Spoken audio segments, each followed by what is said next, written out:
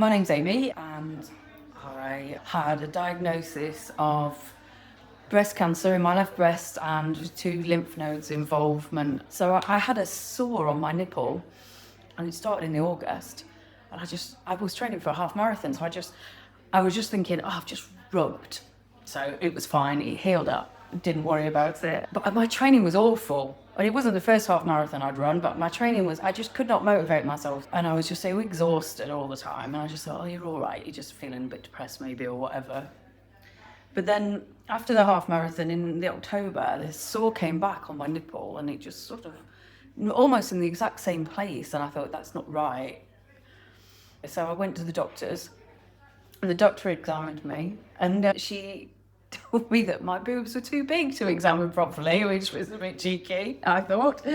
I said, I don't think I've never had that complaint before, I think was my answer, my boobs being too big. But she said she didn't know, she thought it might be an infection, so she gave me some antibiotics, but she did refer me to breast clinic. It was a whirlwind from there, really. When I got into breast clinic, just got drew on with a biro from the nurse, which I think is a bit like, oh yeah, thanks for that. And then off you go for your mammogram, and then all your scans and everything. And it didn't look right. I could see on the scan it looked something odd.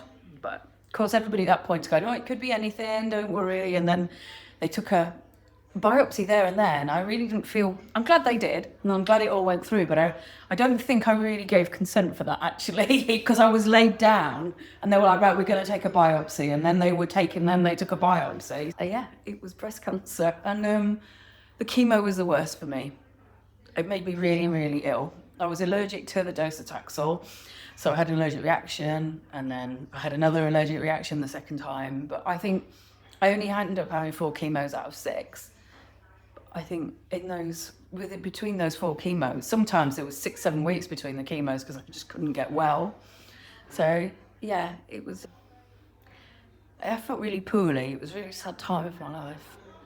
But I think the worst, all the puking and the diarrhea and all that aside, it really affected my brain. I'm really visual. I'm very I'm very imaginative, but I didn't dream. I didn't imagine. I couldn't visualize anything. And it wasn't until I finished chemo that I started dreaming again. And I thought I'd lost, for that few months, I thought I'd lost that forever. And that felt quite scary. Not being able to visualize everything. And that's when I'd done hard things before, I always visualized me completing them. And I know it sounds really trite, but it's how I always did it. But I couldn't visualize. I thought, well, maybe this is it. Maybe I won't complete it, because I couldn't imagine completing it. So it was difficult.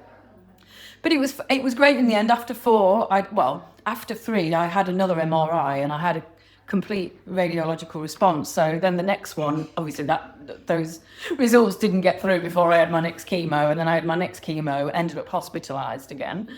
And an oncologist looked up my results for me, but it was the best news I've ever had. And so she said, obviously you're not my patient, but if you were my patient and you were getting this ill and you have that response, we'd finish with the chemo. But my oncologist thankfully did that as well. So that was good. And then after, that was the end of sort of March. And by April, I was in surgery, had my surgery.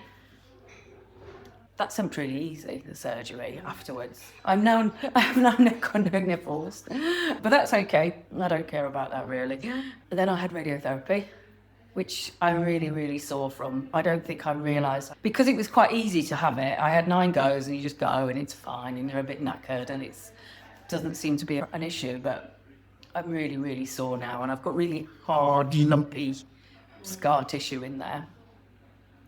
And I'm still having a targeted therapy, first go, so I'm still doing that until the end of this March. I've got 2 more to go, so I'm definitely counting down, really counting down. I just think my entire life has been turned upside down, and I don't feel myself still. And I think I'm scared that I won't ever feel myself. So I went back to work straight after radiotherapy, which was probably a mistake. So I'm back at work, but I'm on reduced duties, thankfully, and my workers have been brilliant with me. And my husband has just been, I wouldn't have been able to do it all without him. It's just been amazing. And he looks after me and he loves me, and you know, from clearing up shit to just holding my hand and having a cry with me, he's just been amazing.